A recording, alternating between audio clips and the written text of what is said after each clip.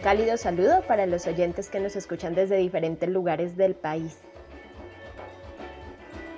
Este podcast se realiza como parte del banco de herramientas del proyecto Vive tu Biblioteca Escolar. Hoy hablaremos de la literatura en tiempos de confinamiento. Bienvenidos.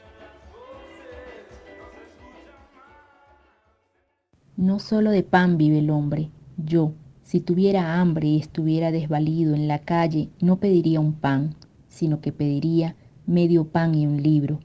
Y yo ataco aquí violentamente a los que solamente hablan de reivindicaciones económicas, sin nombrar jamás las reivindicaciones culturales, que es lo que los pueblos claman a gritos. Federico García Lorca.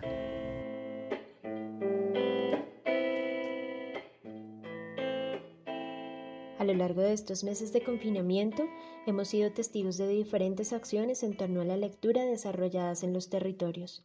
La hemos contemplado como estrategia para enseñar, propósito para reflexionar, como una oportunidad para compartir y sobre todo como una posibilidad para narrarnos, para estrecharnos y sentirnos cercanos con el otro gracias a la voz. Muestra de ello se dio el pasado viernes 3 de julio en la tertulia literaria Bitácoras del Caribe, un escenario que convocó a cerca de 400 asistentes para hablar y compartir en torno a la lectura. Un escenario mediante el que algunos de los docentes, que como muchos se encuentran confinados en sus casas, apartados de sus escuelas y de sus estudiantes, usaron su voz para compartir a través de la lectura. Recordemos. Fragmento del poema Amanecer en el Valle de Sinú de Raúl Gómez Jatín, en voz del docente Jainer Gil de la Institución Educativa Naval del Crespo. El Dios que adora. Soy un Dios en mi pueblo y mi valle, no porque me adoren, sino porque yo lo hago. Porque me inclino ante quien me regala unas granadillas o una sonrisa de su heredad. O porque voy donde sus habitantes recios a mendigar una moneda o una camisa y me la dan. Porque vigilo el cielo con ojos de gavilán y lo nombro en mis versos. Porque soy solo, porque dormí 7 meses en una mecedora y 5 en las aceras de una ciudad. Porque a la riqueza miro de perfil, mas no con odio. Porque amo a quien me ama.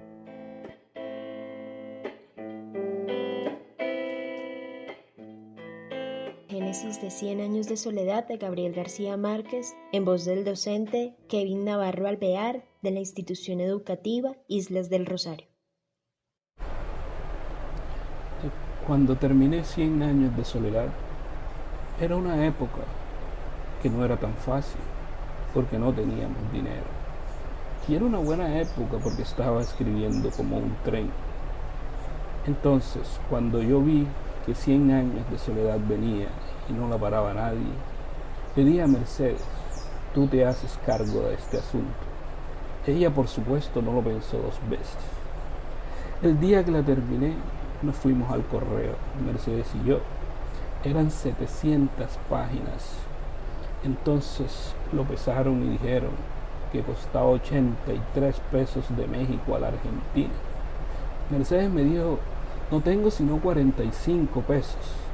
Entonces le dije: péseme este hasta 45 pesos y nos quedamos con el resto de la novela. Nos fuimos a la casa y Mercedes empeñó lo último que nos quedaba por empeñar: la batidora, el calentador y el secador. Nos dieron 50 pesos. Volvimos al correo nuevamente, la pesaron y dijeron: cuesta 48 pesos. Mercedes pagó sus 50 pesos y le dieron 2 vueltas.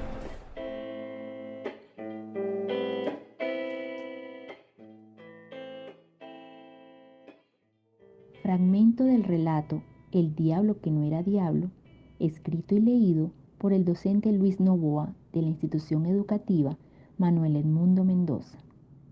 Aquí en la zona de alta montaña había una familia de apellido Pérez, donde habían 2 niños que se portaban mal y pasaban jugando. Un día salieron de pelea, uno escalabró al otro y la mamá le dijo al otro niño: como te sigas portando mal, te va a venir el diablo y te va a llevar. Y el peladito se fue y le calabró la hermano y se fue y se montó en un palo de mamón. Alcanzó a mamón. Y en eso venía un señor alto, negro, con la bemba colorada y los ojos blancos como una pepa de mamón. Y el niñito, cuando vio al señor, que el señor le dijo: oye, pelado, ¿qué haces ahí montado? El niñito volteó la carrera, vio y dijo: el diablo, y se baja y sale corriendo y busca al ojo en una casa de un tío, pero no había nadie. Cogió y se metió debajo de la cama y se quedó dormido. Y lo andaba buscando la mamá, el papá, lo andaban buscando por toda la zona de la alta montaña y no aparecía. En esa se despertó, ya eran como las 6 de la tarde, y al verse solo y oscuro salió corriendo donde la mamá. Apenas vio a la mamá, se arrodilló, se tiró y le dijo: mami, perdóname, me salió el diablo por portarme mal. En estos tiempos en que nos confrontamos con nosotros mismos, en que nos vimos obligados a transformar nuestras prácticas, en que nuestra cotidianidad se ha visto alterada y hemos tenido la necesidad de replantear muchas de nuestras acciones diarias, aparece la cultura y como parte de ella el libro, que se muestra como una posibilidad en este día a día. La historiadora Diana Uribe dice: una de las cosas que más libera en tiempos de confinamiento es la libertad de la mente y la fantasía, por eso el valor de la lectura.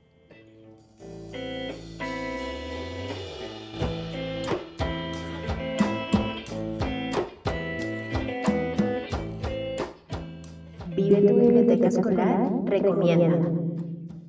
Hablamos con la escritora Adriana Carreño, quien ha publicado los libros Una carta para Luciana, con el que recibió el Premio de Literatura Infantil y Juvenil El barco de vapor, Biblioteca Luis Ángel Arango en el 2012, Historias que corren como ríos en 2017 y Encuentro en la laguna en 2019.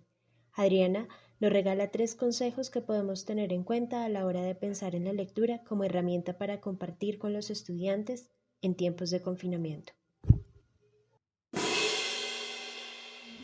Es importante conocer los gustos y los intereses de los lectores, pero no solo en términos de sus lecturas, sino de sus experiencias vitales.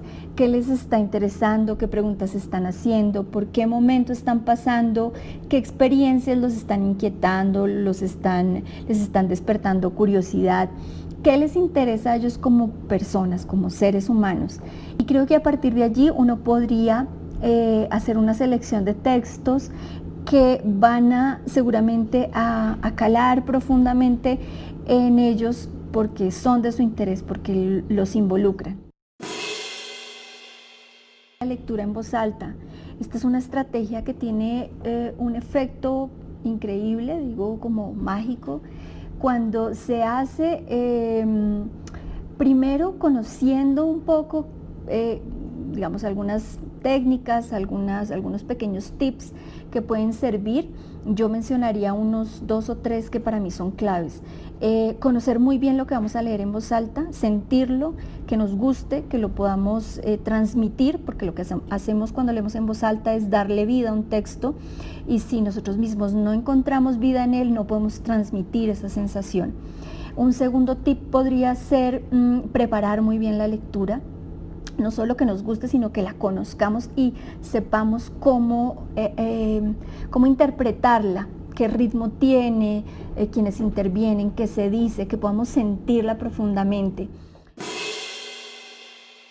Un tercer tip sería no imponer a otros leer en voz alta. O sea, leer en voz alta requiere una preparación. Cuando nosotros le pedimos a otro que lea en voz alta y no ha tenido la oportunidad de prepararse para hacerlo, estamos de alguna forma castigándolo con esa misión, con esa tarea.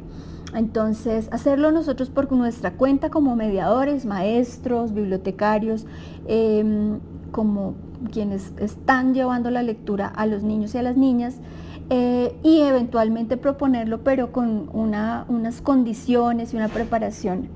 Yo creo que es muy importante hablar de los textos que leemos, pero una conversación que permita que surjan preguntas verdaderas y que surjan opiniones reales. Cuando nosotros conversamos a partir de preguntas cerradas que buscan como indagar en si se estaba prestando atención, si se acuerdan de lo que se decía. Normalmente las preguntas tienden a ser cerradas, unívocas, literales, y ahí se termina cualquier posibilidad de conversar, porque esas preguntas solo tienen una respuesta y generalmente es correcta o incorrecta la respuesta. De manera que cuando nosotros pensemos en preguntas para generar conversación, pensemos en preguntas que involucren a los lectores, que les permitan hablar de sí mismos, del efecto que tuvo lo que leyeron en ellos, que podamos ver cuál es la resonancia que tienen los textos en el interior de ellos, que podamos pensar, por ejemplo, en las relaciones que ellos tejen entre la lectura y otras lecturas, entre la lectura y sus vidas, entre la lectura y las vidas de otros que ellos conocen. Que amplíen muchísimo más el espectro de la lectura, ¿no? Que tenga como un efecto de onda en el agua, que lo que se leyó se expanda en ellos, dentro de ellos. Esos serían mis 3 consejos.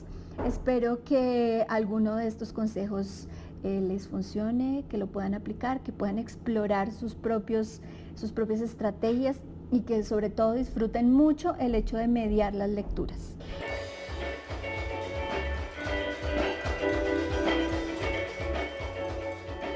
Agradecemos a todos nuestros radioescuchas. No olviden seguir conectados con las actividades y recursos del proyecto Vive tu Biblioteca Escolar. Hasta una próxima oportunidad. Esta fue una producción del Grupo de Tutores Caribe 1 del proyecto Vive tu Biblioteca Escolar, que se desarrolla como parte del Plan Nacional de Lectura y Escritura Leer es mi cuento del Ministerio de Educación Nacional, en asocio con el Centro Regional para el Fomento del Libro en América Latina y el Caribe, CERLALC.